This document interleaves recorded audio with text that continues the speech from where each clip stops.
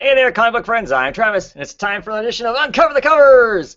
This time we are going to talk about DC covers, DC solicitations for 2014, and I am using the Newsarama site again for to get my access to the covers. So we'll jump right into this.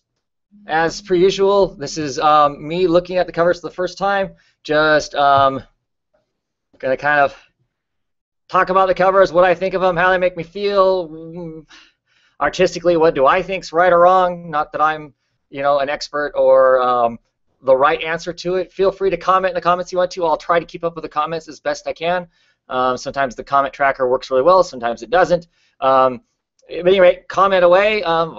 If after the show's over with, I pick back through those comments and reply if there's questions or answer. What are your opinions on the covers? Am I totally crazy? Am I calling covers great that aren't, or ones that suck you think are awesome covers? And let me know why. Well, what makes you think they work or don't work versus what I'm thinking? Because that's one of the reasons I'm here, is to have that conversation and see what other people have to say. So let's see if we can jump right into this. Screen share is always an exciting thing to start with to see if it works. Oh, wow, that looks like that works. Oh, no, just did it again. Click on that ad. Okay, so, yeah, looks like everything's working fine. So we're going to start right out with Secret Six, issue number 1. Yay, Secret Six. Everybody knows I'm a big Secret Six fan, right? Oh, I can't move that, I forget. Let's hide that. Okay, so make sure it's working here if I start talking. Looks like it is. Okay, so here is the cover. Chutes and ladders, it looks like, or that sort of a thing. And of course, written in the chutes and ladders is some question marks and the what is the secret. And yeah, with some individuals' faces on there and a cat mask right in the middle of it. And I'm not sure what the snakes are about, because I always thought they were slides, not snakes. So, but interesting on that. It's an okay cover. I don't know if this is like a super exciting cover. I'm curious to know who all these people are. I can take guesses at some of them. But yeah, I don't know. It's okay. Like I said, this cover doesn't really super excite me, but it's interesting, I guess. I look at these and I question who these people are, because I'm assuming they're the people who are going to be on the team. But yeah, and like I said, the one thing I don't like about Newsarama is they have just the pure art without the logo written across it. And I always like to kind of have the logo on the cover to see what that does to the cover. So that said, there's Secret Six number 1. What's next? Multiversity, the Multiversity Thunderworld, issue 1. Of course, all of these Multiversities are number 1, and there is the big cheese, Captain Marvel, or as he gets called now, Shazam. So I'll be curious to see in this which he is. And of course, the floating heads are all the same floating head over there on the left-hand side. And I'm drawing a blank on what that guy's name is. He's the bad guy. I like this cover because it's nice and simple. It looks like a traditional cover from some of the early oh man, I want to say 50s. I don't know if it was that early. Captain Marvel books. But it has that kind of a look to it. Really curious about this piece of art because it says on there, I think it's Cully Hammer is the cover we're looking at right here. And it's dated 2013. So to some degree, this is a piece of stock art that DC had sitting around. I'm always curious about that when you get these covers that aren't even, this is something that he did. He did a cover for them, and they have a pile of stock art, I'm sure, that they use for covers whenever they need to, or advertisements or whatever they need. And so how relevant this is to the story that's inside, I don't know. Assuming it has Captain Marvel inside, though. I like it. I like the classic look of Captain Marvel / Shazam. So, but it looks cool for what it is. Oh, art and cover by Cameron Stewart. I'm going to click on that again. Okay, that doesn't look like Stewart's signature, but I guess, what do I know? Anyway, down to Justice League issue number 37. Jim Lee, clearly a Jim Lee piece. Here, um, it's raining. He's got, I don't know what's going on to him. It's like he's glowing from the inside out. He's cracking. These holes are burning through him and whatnot. Interesting. I do like the effect in the background. You can see in the rain there is a Mazo.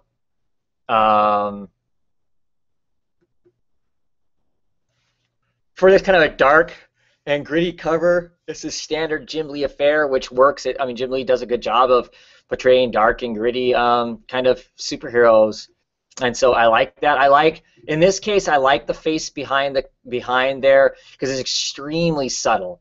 It's extremely subtle. It isn't glaring and it isn't looming from above. It kind of peeking around the corner here is interesting because Batman is off to one side with those eyes on the other side. It levels out, keeps the cover from tipping one direction or the other as far as composition goes. So, you know, cool for that. Not bad. Like the colors. All work. Let's see.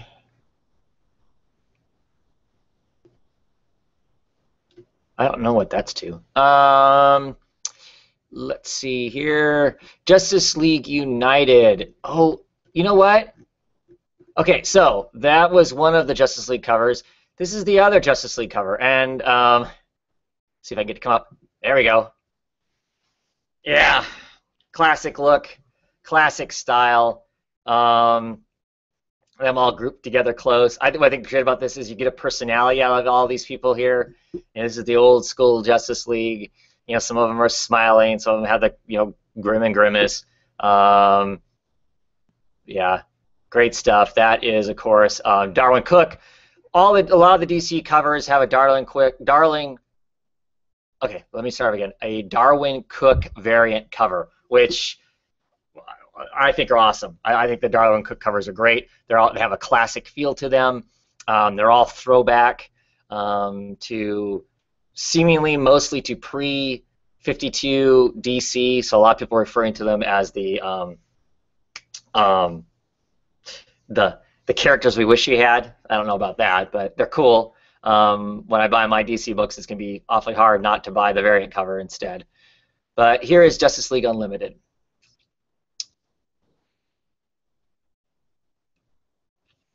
So, this is interesting, Justice League Unlimited. I don't know who this person is in the middle with the kind of infinity symbol on their chest, this glowing sphere, and they have these people flying around it. The people flying around it are all Legion members. You know, those are all,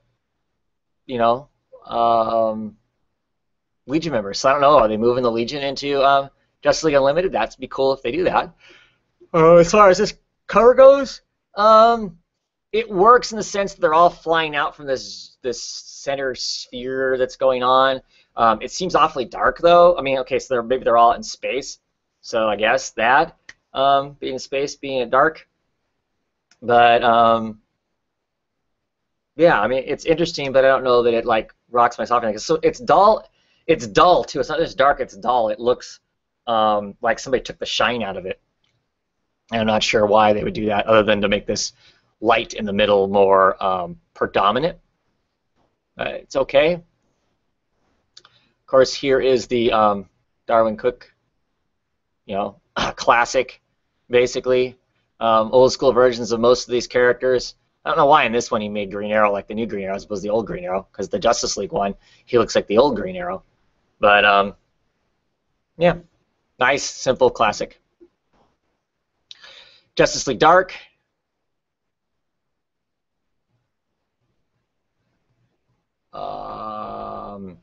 Okay, so obviously something's going on in this comic. Super excited to see the Black Orchid back in the book, though, because I didn't think she's going to be around anymore. Might make me tempted to go and pick the book up again. So we have our three classic characters, right in the middle, obviously either under attack or clearly in distress. And then we have all these other strange versions of the characters in the background. Cartoon versions, versions that look like maybe Mobius drew them, some anime versions, flat foes, poked nose, big eyes, that sort of thing. So it's I think it's fun actually. I think it's fun and interesting because of that. It's curious and kind of cute. I don't know what the heck might be going on with it. I like it. Um, the variant cover, the Darn Quick variant cover for this is awesome. I think they're obviously on like Easter Island or some equivalent to that. You know, here you got this great thing going on, a mystical moon above. Um, yeah, this is cool. And one of the things I think is cool is this entire group that is here is the original um, Justice League Dark team up. I mean, that's Shade the Changing Man's coat there. I can't remember what that guy's name is. That's the old costume for, you know, Zatanna. Um, yeah, there's June Moon there. That's a cool cover. To me, that's a cool cover. And if that's a wraparound cover, that's going to be even cooler. Um, yeah, I really like that. That's cool and interesting that they would use that group of people for it. Deathstroke number 3. Um, Interesting. You know what? I like the new costume. I like they streamlined him some. You know, he still has somewhat the shoulder pads.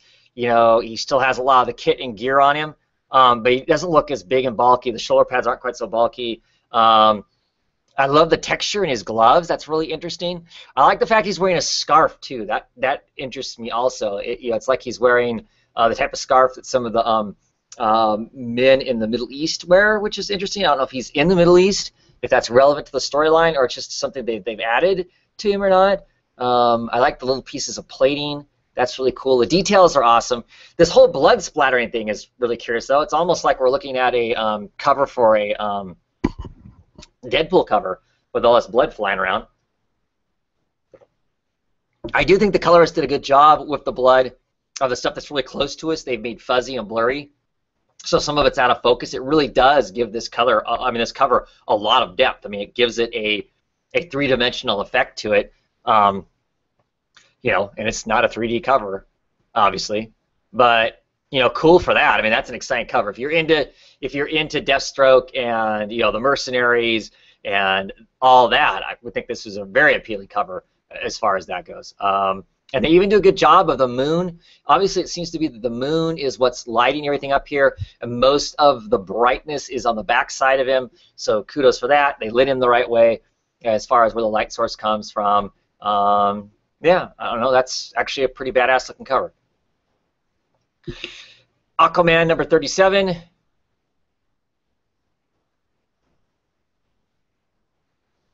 So, obviously fighting one of the gorillas. I don't know if that's Gorilla Grodd now, but that's pretty cool. I like gorillas. So, that's a pretty dynamic cover. It works, and also in the sense that because he's in, I don't know if he's actually purple or they just made him in purplish hues for the color effect here. And of course, purple and yellows tend to be on the opposite of the color wheel, so that works. You know, as far as that goes, it's balanced out. Of course, it's set on an angle, but that lower arm of the gorillas is balanced out by Aquaman's fists being cocked back the way they are. Interesting background. You know, the background is informative, not too busy, but gives you a sense of place, like they are someplace and something's going on as far as that goes. So yeah, I think that's a great cover. I'm not a big Aquaman fan, but that's a good looking cover. Just as far as a standard super cover, that works really well. Here is the Darwyn Cooke variant, which is beautiful and sweet. I think here they are, on the shoreline in a romantic moment. The sun peeking out here. I love the light rays that are passing in front of them as well as behind them. Just a pleasant romantic scene. Constantine issue number 20. A dark and brooding cover, which of course is what you should have for a Constantine book. All has gray elements and dreary and drabby as he's smoking a cigarette there. And the reflection in the water is fabulous because from there you can see the Tower of Big Ben and whatnot, but there's obviously some alien magical force behind that. You see the young Constantine, the young punk Constantine, and the fact he's wearing the Jolly Roger or whatever you want to call it flag. I don't know about that. I don't know how truly traditionally punk that is. But yeah, it looks good. This is a good looking cover. I like that reflection, showing a difference in time and stuff. But that's cool. That's a great painting. It's an interesting looking cover. Aquaman and the Others, number 8. Oh, here we go, using the reflecting thing again. So we get this somewhat distorted reflection of these characters, charging forward at this guy who's wearing this gold helmet in the reflection. It's okay. It covers a lot of the standards. They're using reflections, to have your enemy in it or whatever, or the enemy's, has the hero's reflection in it, and you have the heroes charging forward in a relatively traditional sense. I know nothing about the Aquaman and the Others as far as it being a book, and if these people are well represented, but they look to seem to have feet and legs, and everything seems to be accurate as far as that goes. So it's okay. I mean, this guy's face is big and menacing, and that's kind of cool. Better than floating heads, right? Not many covers for the Earth 2 World's End. I've only got one here. I think it's the one for 11, but I'm not 100% sure on that. And got this Jia Lee, I believe, is the artist on this. And it's got Mr. Miracle tackling Darkseid. And it's really a lot grittier than what I'm used to. I'm gonna check. Is this actually a Jia Lee? Yep, it is a Jia Lee cover. Okay. It seems grittier than what a lot of his covers are. I do like it though. It's dynamic. The bright, explosions going on behind him. Once again, Darkseid's arm reached out off to the right is counterbalanced by the leaning heavy of Mr. Miracle off to the left, along with his cape rolling up, so it keeps things balanced. Balanced there. Yeah, that's an exciting cover. I think as a whole it works. It just seems strange to me because it's, like I said, a lot grittier and more textured than what I'm used to Jia Lee's covers being. But still, pretty cool. The Flash, number 37. A Brett Booth cover. What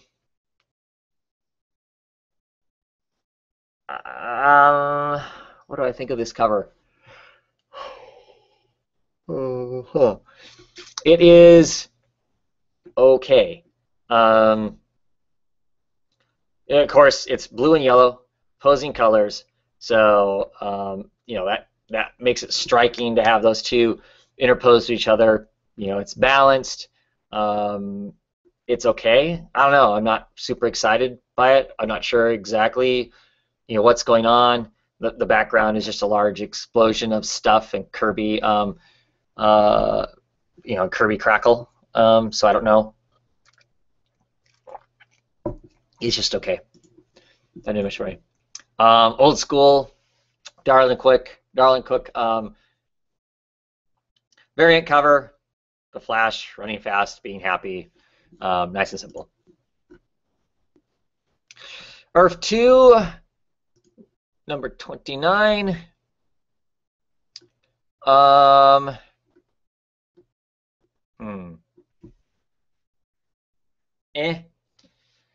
This cover doesn't do a whole lot for me. It's really not that interesting. Some energy being, some woman with a gun protecting a kid. Seems pretty standard affair, and nothing about this cover would make me want to pick this book up. So yeah, it is what it is. Green Arrow, number 37. Which looks like they took some cues from Spider-Man. Here we are, out over the city, suspended in the middle of nowhere, two archers going at it. This must be the new version of Merlin they have here. He's missing most of his facial hair too. What's up with that? Anyway, that's my own personal complaint. But yeah, I don't know. This is kind of a strange picture. I mean, it's dynamic that they're shooting arrows at each other. I'm assuming the logo is going to go across the top here, so that takes care of most of that as to why it's heavy towards the bottom of the cover. And I guess exciting in that sense, even though I don't know, they're so close to each other. It's not like those arrows are really going to hurt. I mean, they're going to hurt, but they're not going to have full effect. But that's me nitpicking. But yeah, it's okay. It doesn't make sense, but it's a fine cover, I guess. Infinity Man, the Forever People. Howard Porter cover. Howard Porter does the artwork inside of Justice League 3000. I think this is pretty cool.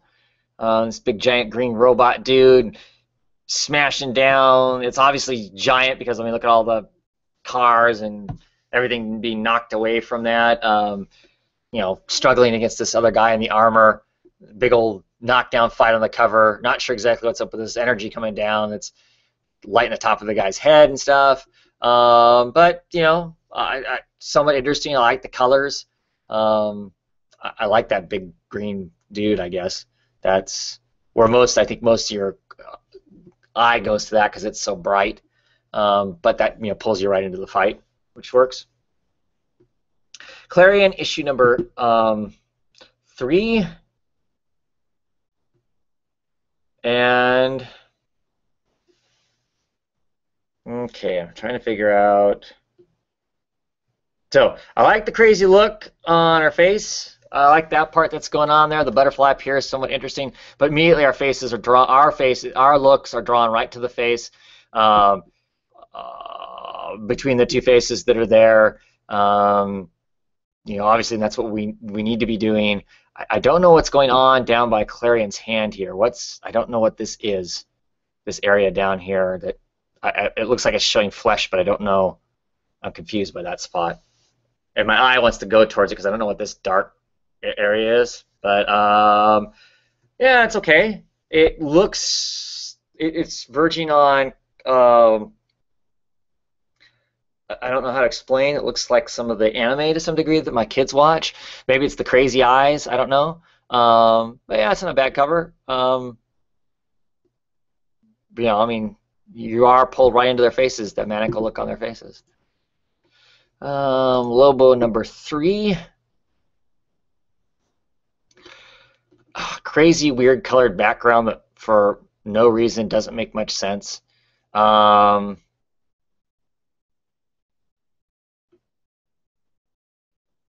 Okay, so I'm trying to figure out all the body parts in here. This woman makes a certain amount of sense attacking him. Her body proportions and where her legs and stuff are fine. This leg must be this kid's clear in the back. This guy's deeper back than all of them, but his gun is reaching out farther than anyone else's gun is. I'm not. And where's the rest of his body? So it once again looks like our main character on the cover is wearing a backpack that's carrying everybody else in it, and so that never makes sense to me. As far as that goes. I mean, yeah, our faces are centered right on, Lobo. Composition-wise, it works. The cover's not heavy one direction or another. Clearly, you're focused right in on Lobo's face because there's not much else to focus in on, really. So it's okay. Secret Origins number 8.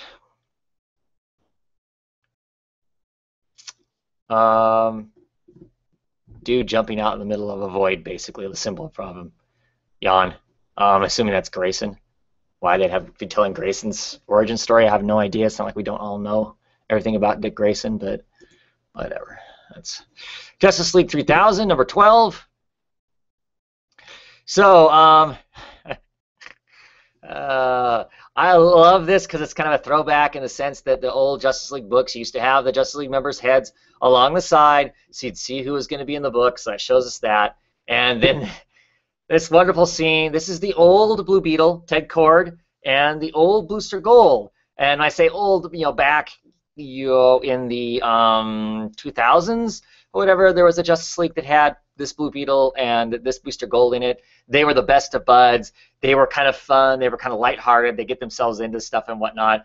And so this just matches up so well as they're running from what looks like to be a Blue Beetle itself. I mean, there's somebody in there running it and whatnot. But I don't know. It's just funny. It's funny, the looks on their faces, the oh crap on their faces, just seems pretty a genuine, oh shit moment, which I think is funny. Well drawn for that. The blues and then having everything else shadowed in kind of a yellow in the background works as the opposing colors and works matching up with Blue Beetle and Booster Gold. To me, that's just a fun cover. It makes me laugh seeing them run and whatnot, knowing potentially what the expectations of this might be. Just going to be kind of fun. The New 52 features in number 31. I don't like covers like this. I mentioned I don't like covers like this. So obviously the top here, the top part of this thing works, I think, really well. You've got a person standing out of a single tombstone, large cemetery in the background back there in the city way in the distance. That's kind of a cool setting. Then you have this whole random bunch of different people scattered across, well, it's underground basically in this case, but with stars and stuff around, seemingly, and you get all these heads and parts of bodies and stuff of all the people that are going on around in it, and it makes absolutely no sense whatsoever. I mean, they're using each other in ways that don't make sense to try and balance stuff out, and it's just like somebody sat down and decided they're going to doodle a bunch of odd-looking versions of the Justice League and just kind of kept drawing stuff, and then somebody went, dude, let's just make that into a cover. And so they pulled it out of their sketchbook and made it a cover. I just do not like those. They never make sense to me whatsoever. Star Spangled War Stories featuring the G.I. Zombie number 5. Oh, man. I think this is a Darwyn Cooke cover. And it's creepy. Kissing the girl, is that her blood? Is that the zombie's blood? And the zombie, they do such a good job of making him just look absolutely lifeless. I mean, his eyes are dead and sagging. He just looks completely lifeless. And, she looks shocked and whatnot. I don't necessarily know that I like the coloring, the really muddy hodgepodge of coloring that's done on this, though, is not very appealing. And that ends up not being a very appealing cover. I mean, I'm laughing about it, but it's not a very appealing cover. And yeah, that cover was by Darwyn Cooke. That's just a Darwyn Cooke cover, not a variant cover. But the new Suicide Squad, issue number 5, looks to be a painted cover of sorts.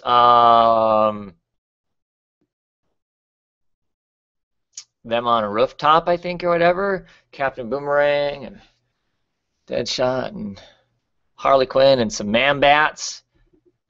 I kind of like this. It's obviously it's raining. That looks texturally right. I like the hopefully they're in some Japanese or Chinese city, and that's why we're getting the lights the way they are and stuff. It has the right feel as far as that goes. The lighting's properly all coming from the right direction on it.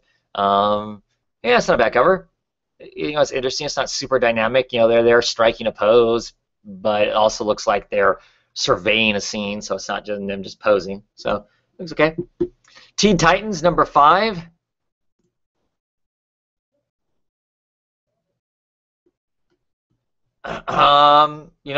It's obviously we're seeing this from a worm's eye view. Is the view we're getting here? I kind of like it. I like the costumes, the pinks of this lasso, the way it's wrapping around, the strange colors in the background seem to work because it's watercolors. For some reason, when you do those and they're watercolors, it works okay.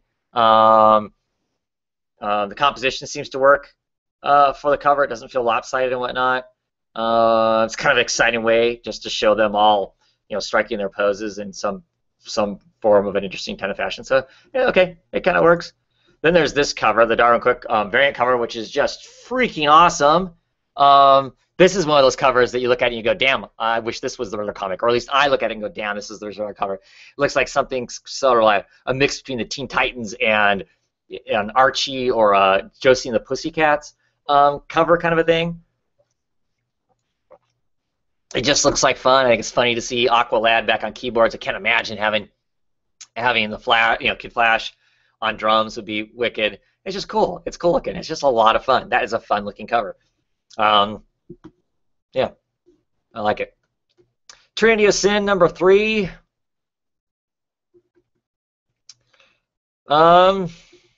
Yeah, I like the eyes that are on things. Those are interesting.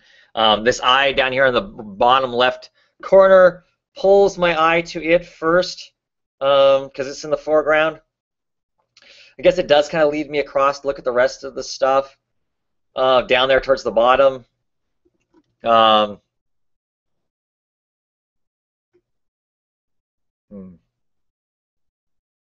don't know though. The lighting seems to be coming from multiple different directions on it. I was humming because obviously this bright spot up here in the right corner is the sun or the light source, the main light source. So I get why this feathered thing is silhouetted. And I was just looking at all the different shiny spots and where the dark spots are on these characters, and I don't know that it makes sense. It's like they just chose to put shadows wherever they wanted to, versus where shadows would actually be at. Yeah, not that great of a cover. Wonder Woman #37. Here's the David Finch cover, which I hate the David Finch ladies and their faces and their noses. They're all the same, and that drives me crazy.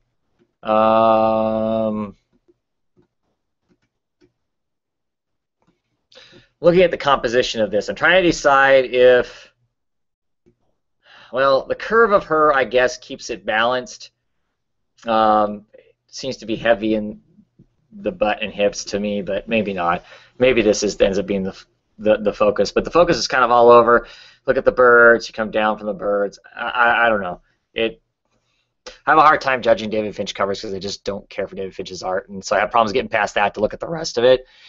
It seems okay. I mean, there is a background, obviously Paradise Island or some other Greek kind of place like that, so that works as far as that goes. Yeah.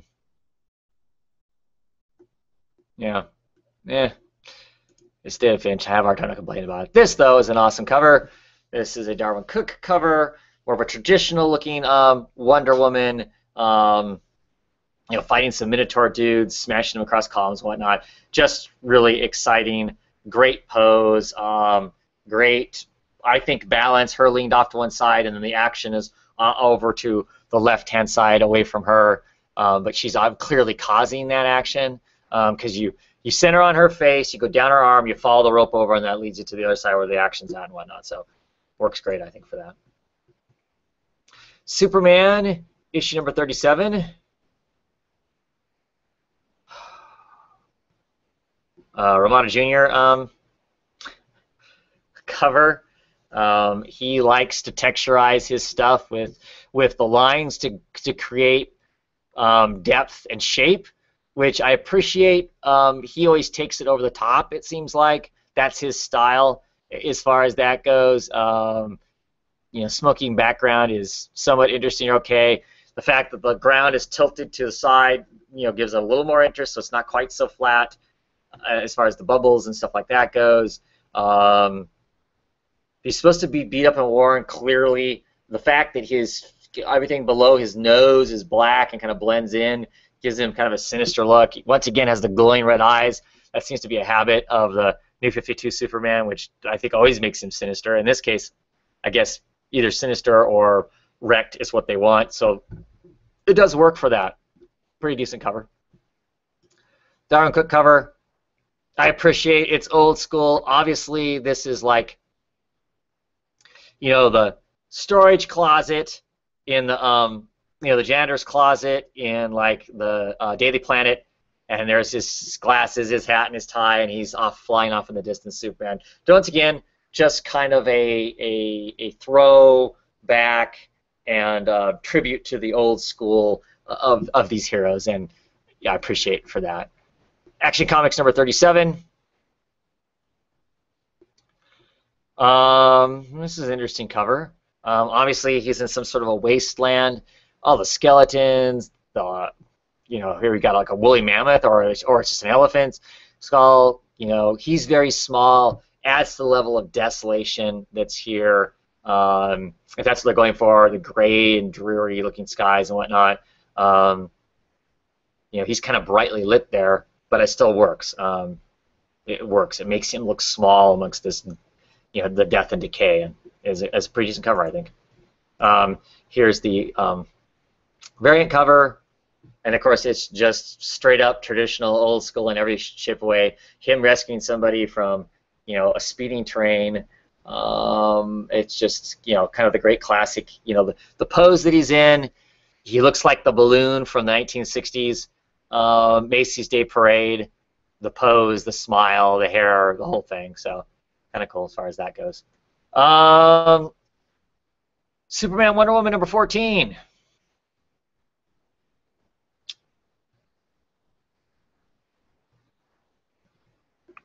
So this is kind of a diamond shape, the way this all works, diamond shape and crossed, and because the person in the background is in kind of a quasi crucifix type pose, the energy is there, and then they're crossed down below him, both with their arms and their legs and torsos. Her flowing hair matches his cape. All composition-wise works really well all the way through. I think the colors work well. It's interesting. Even if there isn't much in the way of a background, it's still an interesting cover. I think it looks pretty decent. She's a little skinny and whatnot. And this is just kind of a cute, romantic kind of a cover, obviously on some faraway land or whatever. Kind of jealous of Superman there, eating a purple apple. Yeah. It's just great. I think it's just kind of a pleasant and romantic kind of a thing. Not necessarily, I don't know if that's what the book is about, but very cute. World's Finest, number 29.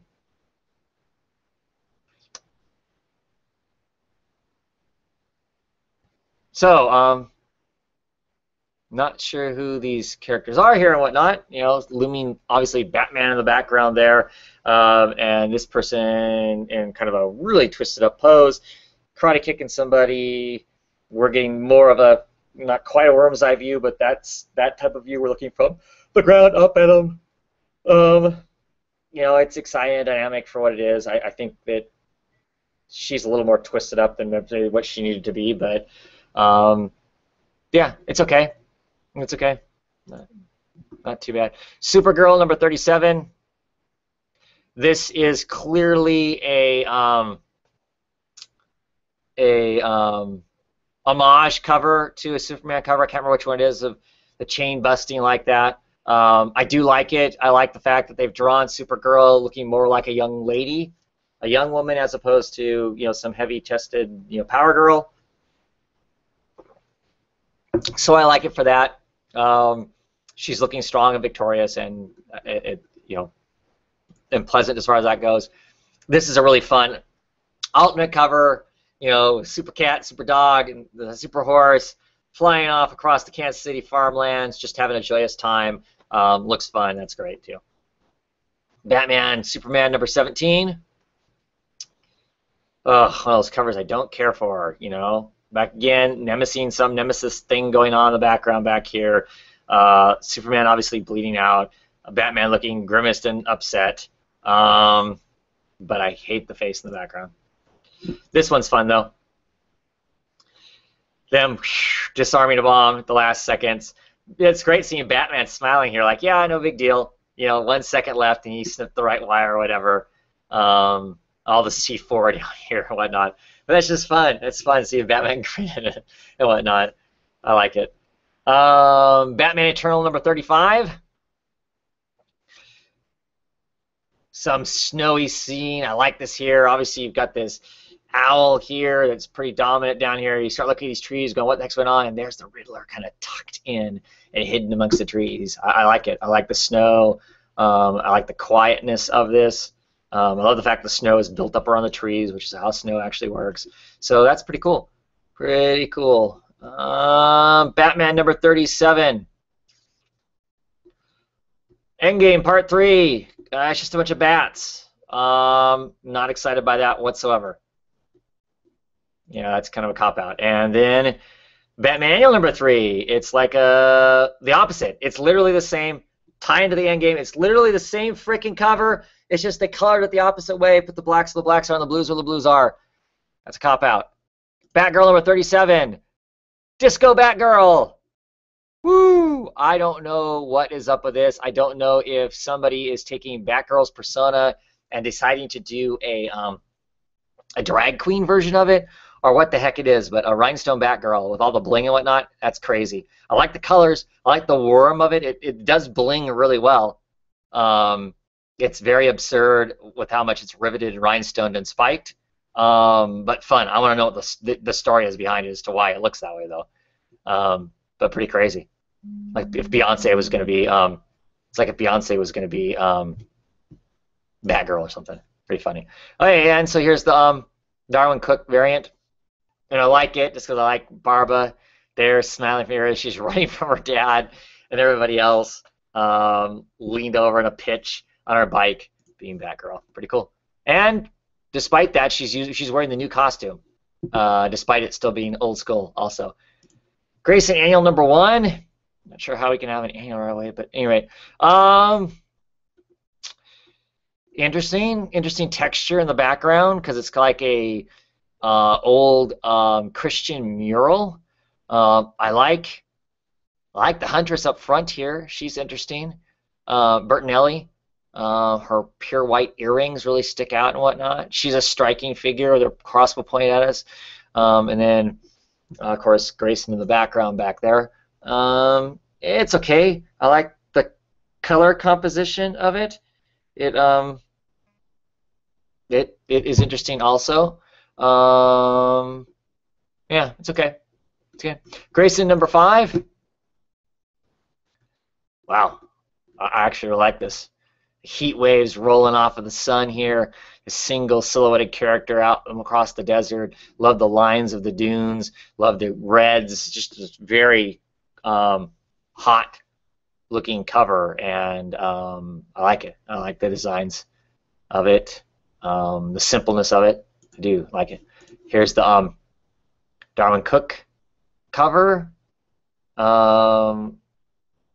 which I don't know who he's combating, but it's kind of fun as she's having a great old time as they're falling down this tunnel, obviously, with all these bombs flying around. It's okay. Not one of the better ones, I don't think. Batman and Robin, issue number 37. Batman in his super suit versus Darkseid.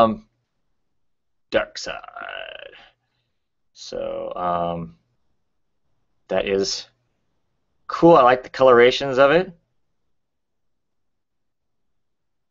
Oh, my comments are finally coming through, so I'm paying attention to them now. Yes, menacing eyes in the background. I always complain about that.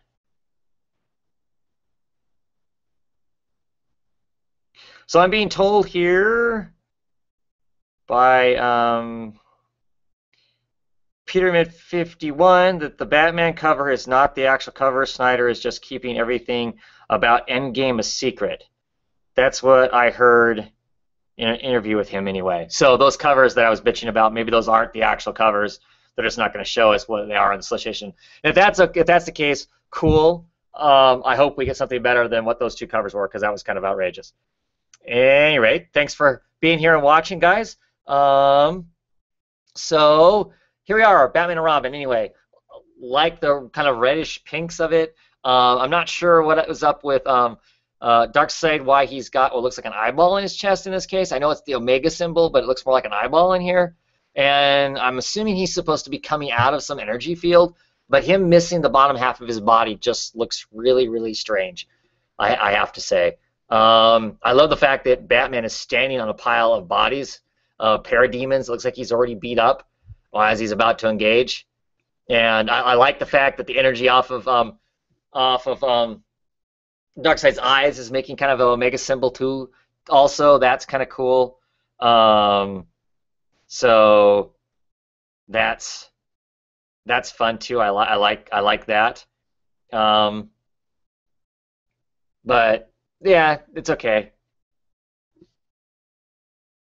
Dark Side. Yeah. And then here is the alternative cover for Batman and Robin, an old traditional kind of a cover. I think this is awesome. They're obviously clearly driving along, throwing smoke grenades at stuff. The cars are crashing from some of the bad guys. It's just really dynamic and exciting, and just a fun throwback. Darwyn Cooke. They're obviously even driving the old Batmobile, which is cool too. So digging all that. Robin Rises Alpha #1. Eh, we got this menacing-looking potential Damian with burning, red eyes, and I don't know, this floating Batman figure in front for no particular reason. So not particularly excited in any way by this. If it would have just been this Damian figure, that would have been fine. But then putting this kind of out in the forefront, like I don't know what, because it looks placed on there. I don't understand why they do that, because it feels that the rest of the picture looks in place, and that feels very much out of place. So not real happy with that. Arkham Manor issue #3. Okay, so I love this cover. Crazy Batman. He's got the stubble. Obviously, been in here for a while. Him scrambling for chalk down below there. Him scribbling this stuff on the wall, and obviously that is that's being lit by light coming in from a window pane. The orange just gives it kind of the Halloween menacey kind of look to it. I really like this.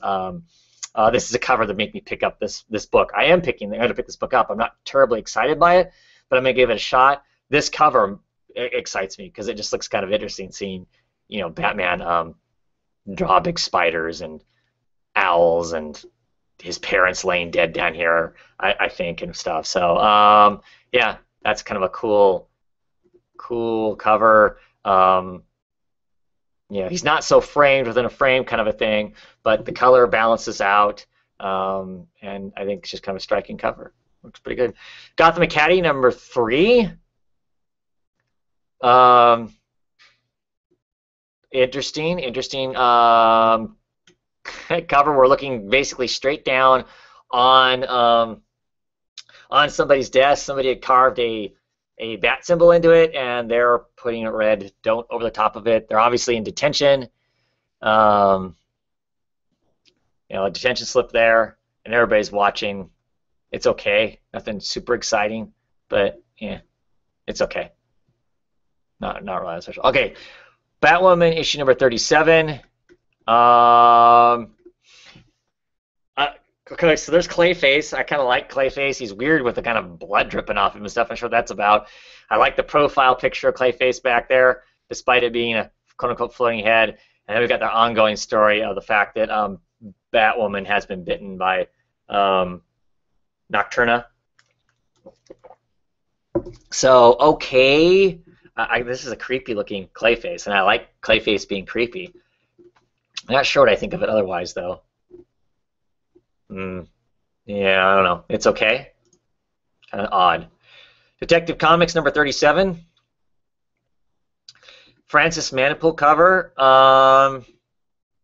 which Order and Chaos. Is this supposed to be an A for Anarchy or something, along with being the A for Chaos? Yeah, I don't know. This cover doesn't do anything for me at all. This weird face down at the bottom here. No, that seems, especially for Francis Manapul, that seems phoned in if that's actually him that did the cover, and he did do the cover. And here is the Darwyn Cooke throwback cover, which I like so much more.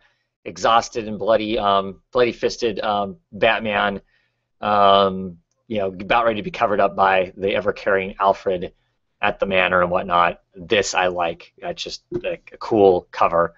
Not that it has anything to do with the story inside of it, but I like it. I like it for that.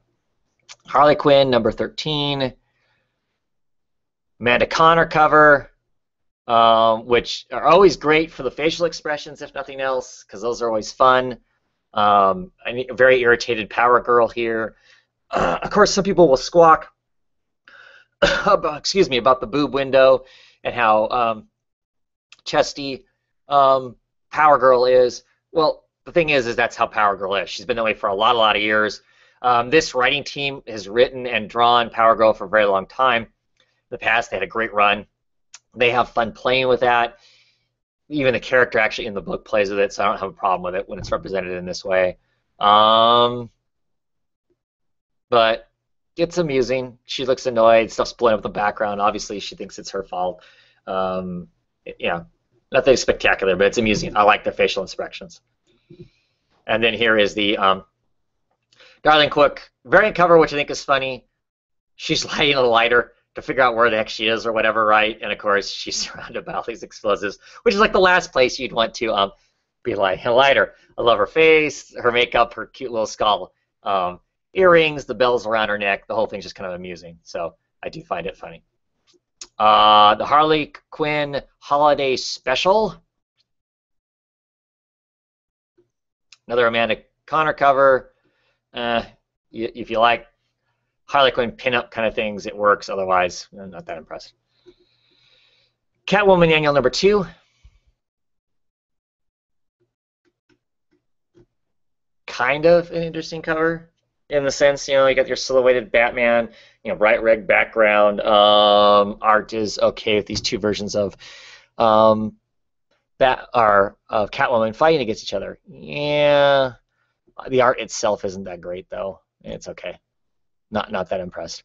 Catwoman number 37. This is a Jolie cover. See how this cover is so much more smoother than that other Jolie cover I was talking about? If you like Jolie art, this is awesome. If you don't, this isn't awesome. It's somewhat more artistic than realistic in its fashion. Is it balanced? I don't know. It feels to me like it's a little off as far as the directionist tip. It's heavier weighted to the black mass butt back here than it is this direction. I think over towards the head should be the more of the focal point, but it feels weighted more back here, I think. So yeah, and it just being kind of out in a white void makes it kind of dull. Here's a wonderful Darling Cook version, though, of her stealing stuff and jumping from rooftop to rooftop with diamonds and pearls or cascading out of her bag as she's pulled some heist, which is kind of neat. Red Hood and the Outlaws Annual number 2. Obviously, they're going to play on the Christmas motif here. I actually think this is actually a pretty horrific looking cover.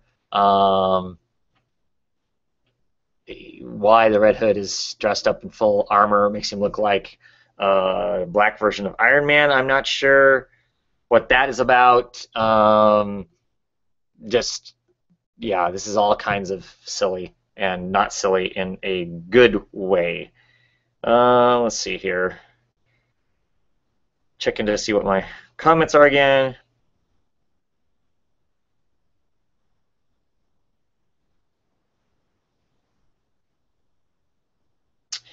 Clever Presents is asking if I plan on doing this every month. I used to do this a very long time ago, like a year ago, Clever Presents, and I quit doing it. Enough people requested that I come back and do it. So yeah, I'm more than likely will be doing this every month. When all the solicitations are out for all the books, I will go through each one and kind of talk about them in some sense or other. And I'm just talking kind of more artistically what's going on, what my opinions on the covers. Red Hood and the Outlaws, number 37. Driven to Drink. Well, I don't know. It's okay. Nothing about this really speaks to me. So, yeah, I mean, this guy's face, it's supposed to be Green Arrow back there. His face looks like a camel's face almost. I'm not real impressed with that, but, yeah, I don't know. Green Lantern number 37. Oh, man. All these new gods. Oh, man, I don't know what to think about this. It's odd to me. I don't know if I have a good Tan after Kirby is what it says. So this is Philip Tan doing his version of a piece of Kirby work, would be my guess, is what that says with the them writing on it. So it's supposed to be yeah, terrible. The Red Hood cover is terrible. Yes, thank you.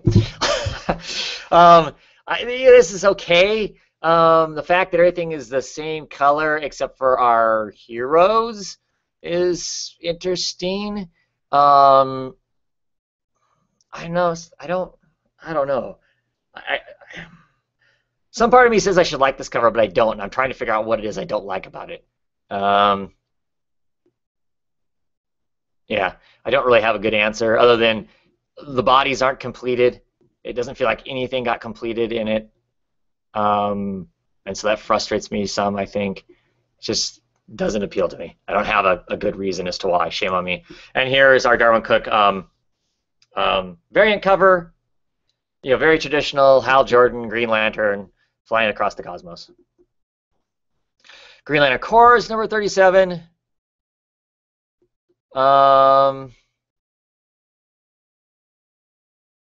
So they're going in one end as Green Lanterns, coming out the other end wearing armor and a different symbol. So I'm not sure exactly what's up with that.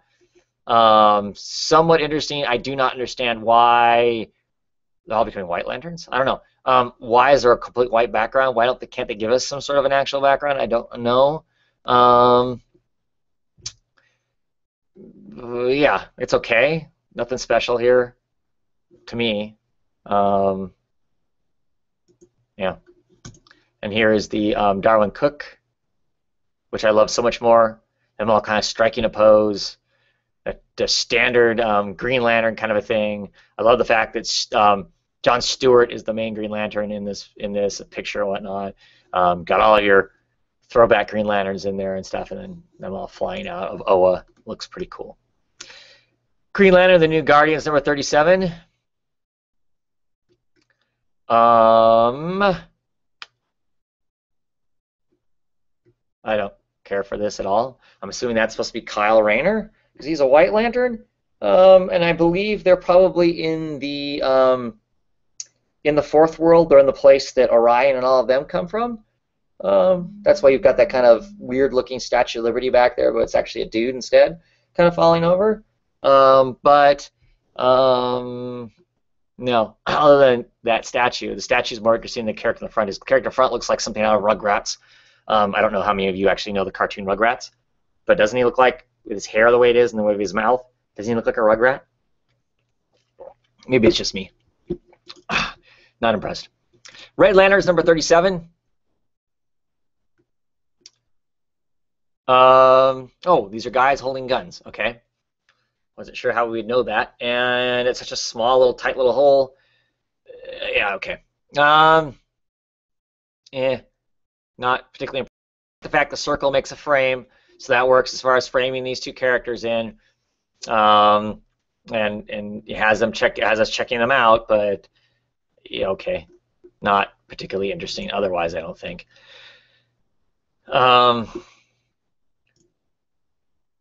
Sinestro.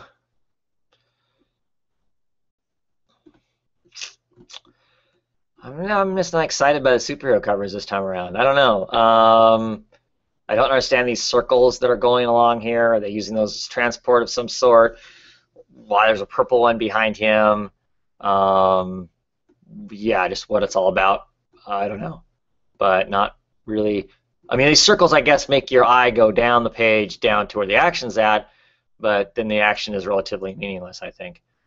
Here is the Darwyn Cooke version, which is kind of interesting, much more like the old Sinestro, you know, him kind of lording it over everybody else, and all these people living in fear at his feet and stuff. I do kind of like it. It matches the old school personality of him. Green Lantern Annual number 3.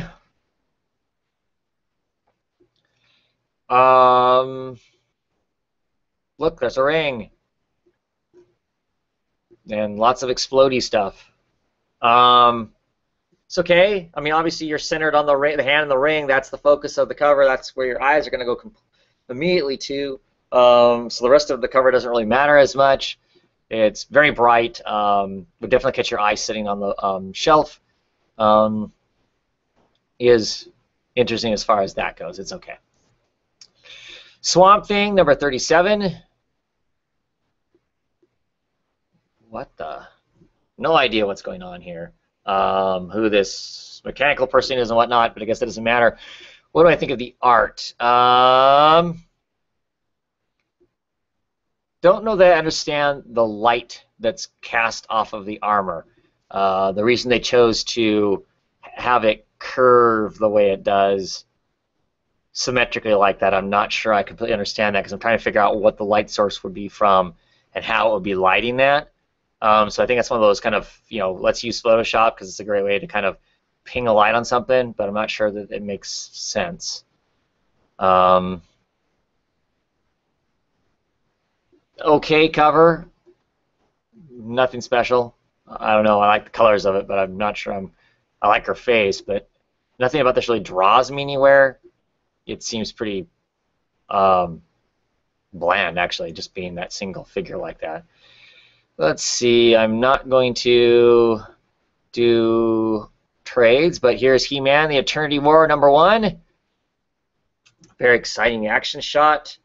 Looks somewhat painted. That's always cool, as there's this giant clash of both sides. Lots of interesting looking characters in it, but almost make me pick up a He-Man book just because of all the characters on the insides, to look to see if the inside looked like this. Be interesting if it did, so I'll give it kudos for that. Here's the Darwin Cook version of it. It's pretty traditional, with Grayskull and He-Man going at it. So, pretty cool. Skipping the TV show things. Also, Batman 66, #18.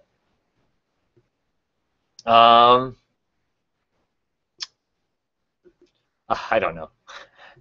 It's a Mike Allred cover. I appreciate Mike Allred. Don't know that I'm that interested in this cover. It's funny that Batgirl is reading the detective comic starring the all-new Batgirl in it. Has her suddenly in it. The bookworm poking his head out. It's kind of amusing. So that part's funny. The rest of it's, I'm not really feeling it. Oh, Sensation Comics featuring Wonder Woman. I do not care for this at all. I do not like the paint job on here. To me, this strikes me as being digitally lazy, photoshopped coloring, and I know everybody uses that kind of coloring to a large degree anyway, but I don't like it when it looks this way. There's no texture in this cover at all. All shadowing, all depth that is trying to be attempted is all being done with the color by the colorist, and I never think it works. I think it looks flat. It looks pasted together. It looks like the world was put in there, and then they glued Superman down, they glued Wonder Woman down, and it's just crap. And reflective in the bracelets look like crap also. Not excited by that whatsoever. It's like they took a photo of one of us and then photoshopped over the top of it. Black. Oh, let's see. Skipping the video game stuff. Injustice: Gods Among Us Year 3, #5. I hear good things about this comic, but this comic suffers from other things I always bitch about. I love this Wonder Woman. She looks cool. She looks reasonably, fit, and like she'd be a warrior. But these faces to both sides, the heads, make it stop. I just do not care for this composition. If you like it, awesome. Tell me why. Tell me why it works, because I never think it does. I just think it looks silly. Trade paperbacks, hardcovers, trade paperbacks. I skipped past all this. I know there has to be more in here because all the Vertigo stuff is in here somewhere, and I want to talk about it. So I'm going to scroll down here real quick. I thought there'd be some Vertigo stuff here. Let's see. Oh, here we go. Wolf Moon #1. Brand new Vertigo book. Has to do with werewolves. This is another Jaa Lee cover. I kind of like it. It's creepy. It's all dark red and whatnot. This woman obviously kind of bowed over, kind of like she's bowing over under the pressure of this, web wolf. This wolf head that's bursting out of the backside, seemingly really gross. Her hands. I just think it's strange, and I'm a fan of Jaa Lee, so I like his style, the weird sweepy lines that he seems to add to everything. That's kind of his thing, his style. I like it. This is kind of an interesting cover. Not super great, but intriguing enough that it made me crack open the book to take a look and see what's going to be going on inside of it, what's about. You know, is this really how they change, or is this just representing werewolves on our mind, or what exactly is going on there? So that's kind of interesting. The Sandman Overseer Special Edition #4. I think this is actually a though it has the extras in it and whatnot. But glorious, I love it. It looks like kind of like a Mobius cover of sort. I love the texture, the little dots that give us the shadows in his face and stuff, and then the crazy, wonderful coloring of the magic and swirling that's going on here, and whatnot. The watercolors I think is really cool. Nothing super dynamic about this cover, but it just interests me enough that you start looking at it and you go, wait, is this a nose here off of his hand and lips down here? Is this an eyelid that's closed? Is this supposed to be a face that's here? You know, just kind of interesting. There's some little hidden stuff in it, it feels like. Makes it an interesting cover, I think. Astro City #18. Alex Ross cover, which, once again, I love Alex Ross. I think Alex Ross does a great job. With different facial expressions, has a realistic kind of a Norman Rockwell feel to the stuff. I love the fact that he's rubbing in Bengay into his arms. Is what it looks like, you know, something along those lines. Obviously, deeply scarred and wounded over time here, but yeah, great cover. It's interesting. It you know, the wig here, the lights, all that, you know, leads us to a number of questions. In fact, there's even a garbage pail in the background with lots of, you know, like Kleenexes or napkins in it that are covered in red because they're covered in blood from being used. Yeah, great cover. More trades. American Vampire, second cycle #8. I like this cover. You got these happy cosmonauts, and then the one cosmonaut that does not look happy, looks somewhat undead there, struck out in the yellow, making him stand out. To me, that's eye-catching. It's simple. It's kind of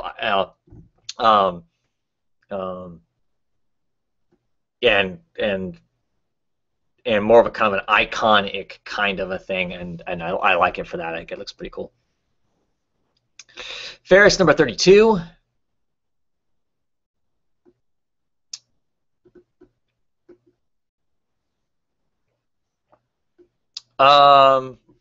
Yeah, I kind of like this cover too. It's artistic.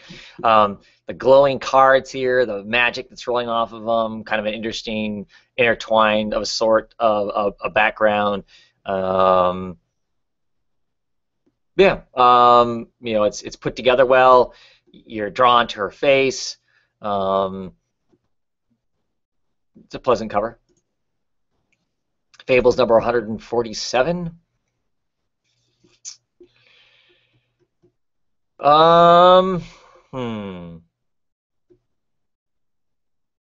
Not sure what I think of this. So I'm assuming with this person laying and sleeping and dreaming, and this is something they're dreaming of, or it's supposed to be the tranquil scene, lambs and butterflies and rabbits and a lion down at the bottom.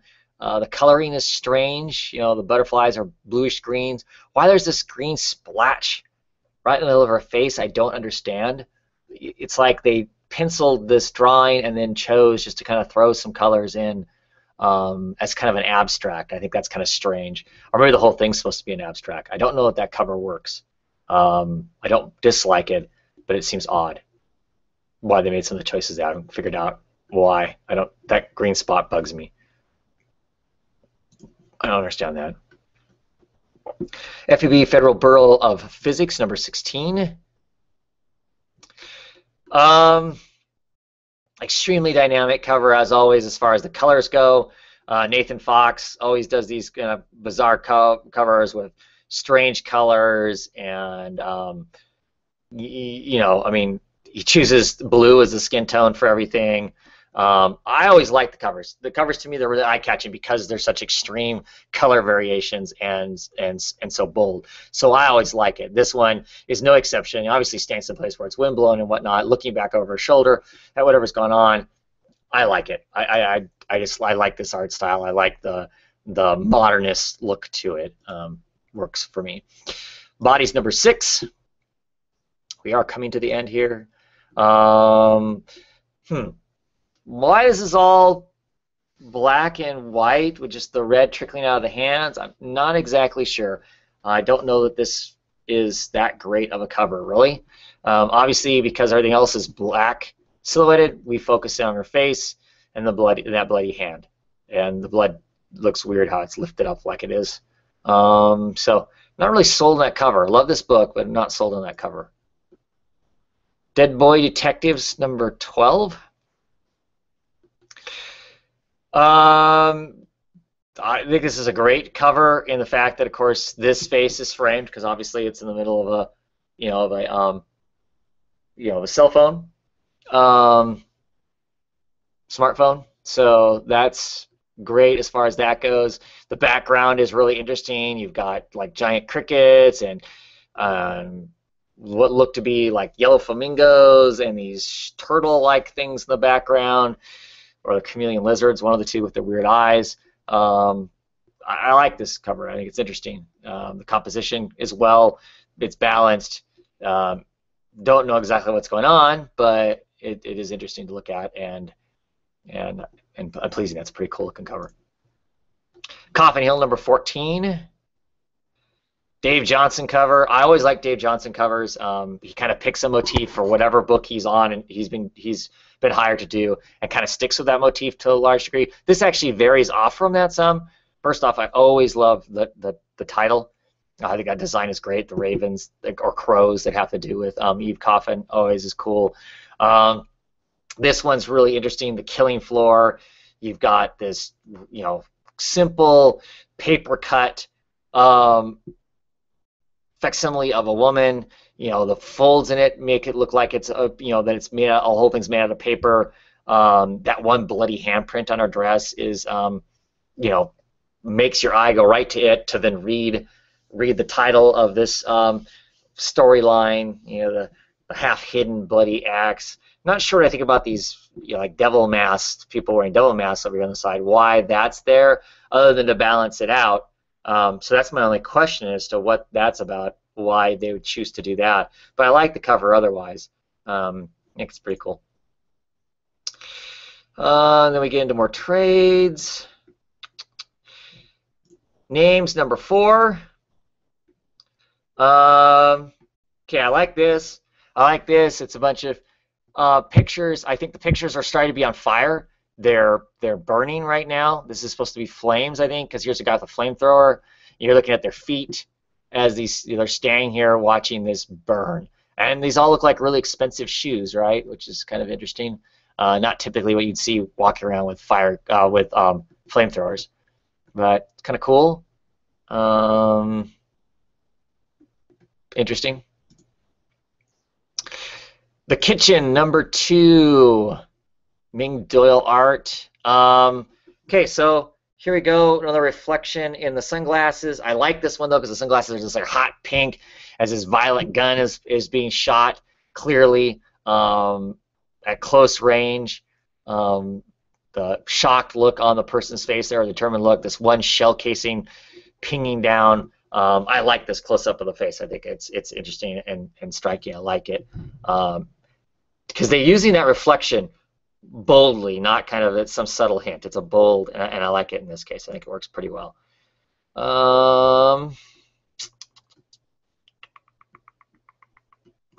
Hinterkind, number 13. And this, yes, once again, one of those things where it's a whole bunch of different scenes all slapped together and makes no sense to me and frustrates me no end. I like this pink stuff. I like the skull and the spinal column here and all that stuff's kind of strange and whatnot. That part of the art appeals to me, but the rest of it's just kind of all over the place. This kind of hodgepodge. Like I said, once again, it looks like somebody did a bunch of different sketching and kind of threw the different sketches together. And I know it's probably telling different things about the story in there, but there's got to be a better way to do that. If you're going to do that, create something that separates those different spaces and has those different things going on in those different spaces instead of them having them all just kind of bleeding to each other. Because the bleeding to each other, I never think works. Obviously, somebody does though, because they keep making them. So, and then we're off in statues. So that means we are actually done. So, there it is. There's the DC Vertigo books for the month of December. Hope you enjoyed. I don't have as much to say about superhero covers, it doesn't seem. I guess I like what I like and I don't like what I don't like. Sometimes I can explain that, sometimes I can't. But there it is. Hope you enjoyed. Maybe I'll get to a Dark Horse, and I'm not sure what other companies I want to look at. Some of the other smaller companies that don't get as much exposure to maybe all of you that you might be interested in, or how many of you actually set through these things to take a look at what all's there. Because it's not like I really talk about what's going on in each of those books, because that would take way too long. I'm not doing a previews of the solicitation. Just looking at the covers and giving my artistic opinion of what I think works and doesn't work. Anyway, thanks again for watching, and I'll be back at some point with other regular videos in next month, mid-month, when they do solicitations for January. I'll be back to talk more covers. Have a great one, everybody.